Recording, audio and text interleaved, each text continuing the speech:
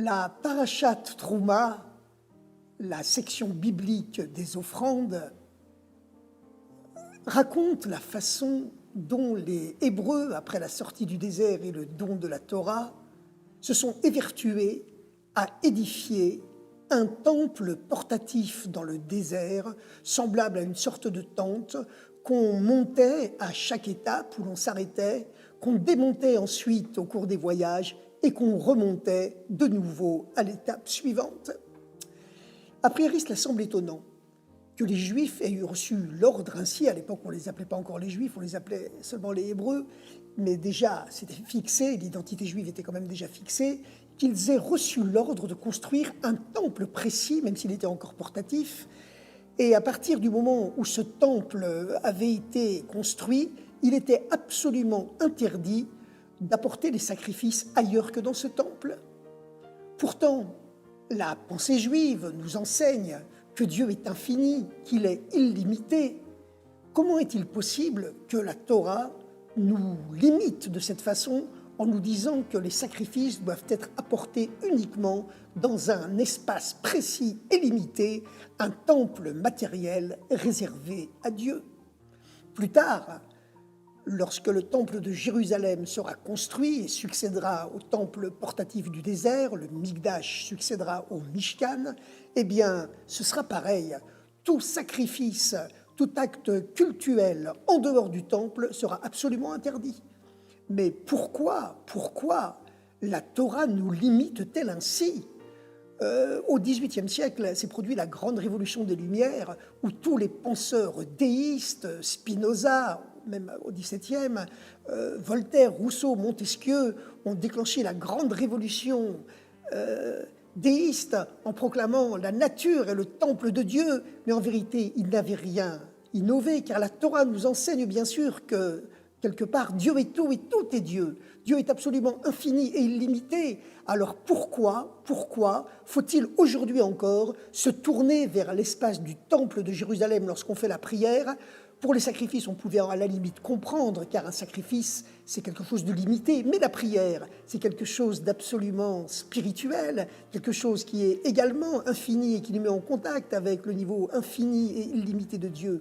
Alors pourquoi limiter cela à un temple ? Pourquoi doit-on se tourner aujourd'hui dans nos prières vers le temple de Jérusalem, lorsqu'on est à Jérusalem, vers l'endroit du temple également, et lorsqu'on est dans le temple, vers l'endroit le plus sacré du temple, le Saint des Saints, le Kodesh Kodashim, cet espace spécialement saint. Pourquoi limiter Dieu de cette façon, alors que paradoxalement, la Torah s'évertue à nous enseigner que Dieu est absolument, évidemment, infini et illimité ? Eh bien, la raison en réalité fait appel à une conceptualité profonde du judaïsme, car pour Dieu, en réalité, le limité et l'illimité, le fini et l'infini, la finitude et l'infinitude, pour Dieu, ces deux dimensions sont exactement au même niveau. Dieu n'est pas plus proche de l'infini, de l'illimité, qu'il est proche du limité et du fini.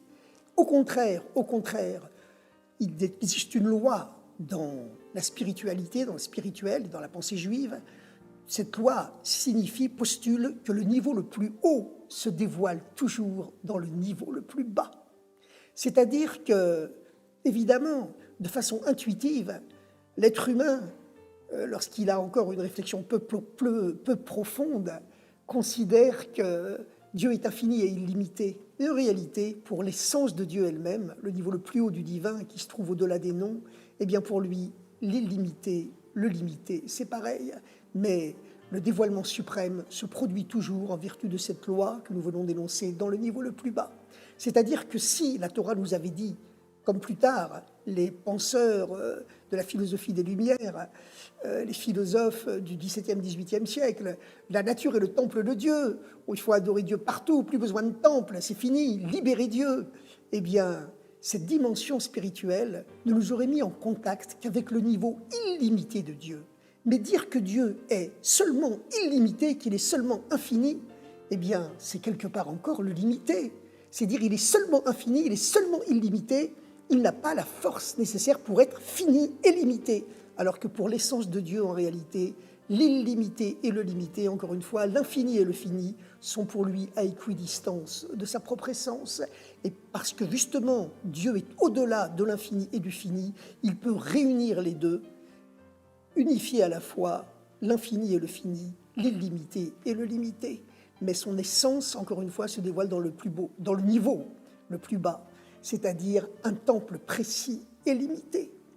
Et c'est la raison pour laquelle il y avait ce miracle permanent à l'intérieur du Saint des Saints, l'espace le plus sacré du temple, où il y avait une sorte de miracle permanent, où l'au-delà de l'espace et du temps apparaissait et s'incarnait au sein de l'espace et du temps. Le Saint des Saints, dans le temple du désert, faisait environ 5 mètres de large sur 5 mètres de long, et l'arche sainte qui contenait les tables de la loi était disposée dans le sens de la largeur. Elle faisait environ, approximativement, 1 mètre de long.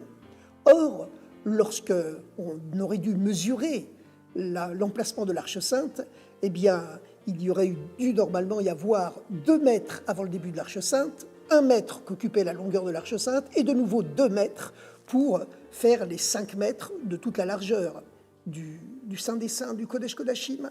Et pourtant, lorsqu'on commençait à mesurer, il y avait une longueur de 2,50 m jusqu'au début de l'Arche Sainte, et de nouveau de 2,50 m depuis la fin de l'Arche Sainte jusqu'à la deuxième paroi du Mishkan, ce qui signifie que, tout en existant dans l'espace, l'Arche Sainte, qui contenait les tables de la loi, n'occupait aucune place dans l'espace. Le Saint des Saints était le lieu d'un miracle permanent, où l'au-delà de l'espace et du temps s'incarnait et s'unifiait avec l'espace et le temps, comme si le judaïsme avait su, avec plusieurs milliers d'avance sur Albert Einstein et sa théorie de la relativité, que le temps et l'espace sont relatifs. Eh bien, plus tard, lorsque le temple de Jérusalem a remplacé le temple portatif du désert, on est descendu à un niveau plus bas, c'est-à-dire à un dévoilement de Dieu encore supérieur, en vertu de cette loi qui dit que le niveau le plus haut ne se dévoile que dans le niveau le plus bas. En effet, le temple de Jérusalem était encore plus restreint et limité que le temple portatif du désert. Le temple portatif du désert se déplaçait. Le temple de Jérusalem est condamné à rester toujours fixe au même endroit sur le fameux mont du temple à Jérusalem.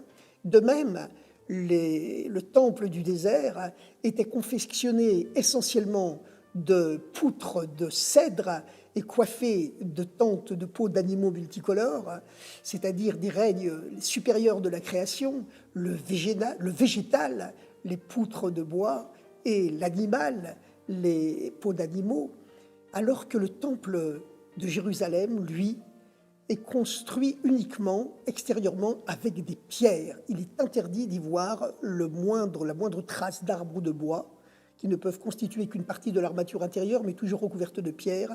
Et on sait que la pierre, c'est le règne minéral, le plus bas des 4 règnes de la création, le minéral au plus bas, plus haut le végétal, plus haut l'animal et plus haut l'humain. Aujourd'hui, il n'y a plus ni temple portatif du désert, ni temple de Jérusalem, pour l'instant. Mais ce sont nos maisons dans lesquelles nous faisons la prière, dans lesquelles nous étudions la Torah, qui remplace le temple. Chaque maison juive doit être un temple. Et de la même façon, ce sont les tables de nos cuisines ou de nos salles à manger, où nous disons les prières avant et après le repas, qui remplacent l'autel du temple sur lequel on apportait les sacrifices. Évidemment, nous sommes descendus quelque part à un niveau spirituel encore beaucoup plus bas, puisque cette dimension profane de nos maisons et de nos tables, même si elle remplace symboliquement le temple de Jérusalem et son autel, eh bien, c'est un niveau certainement beaucoup plus bas, qui n'a pas la sainteté, la sacralité du temple de Jérusalem. Mais cela signifie justement que, dorénavant, en sanctifiant ainsi tout un monde de l'exil qui n'est que matériel et qui n'est que profane, on dévoile un niveau de Dieu encore supérieur, puisque le niveau le plus haut se dévoile dans le niveau le plus bas. Et c'est ce niveau supérieur que nous contactons en dévoilant Dieu dans la matérialité triviale du monde. Eh bien, c'est ce qui permet de reconstruire progressivement le 3e temple de Jérusalem.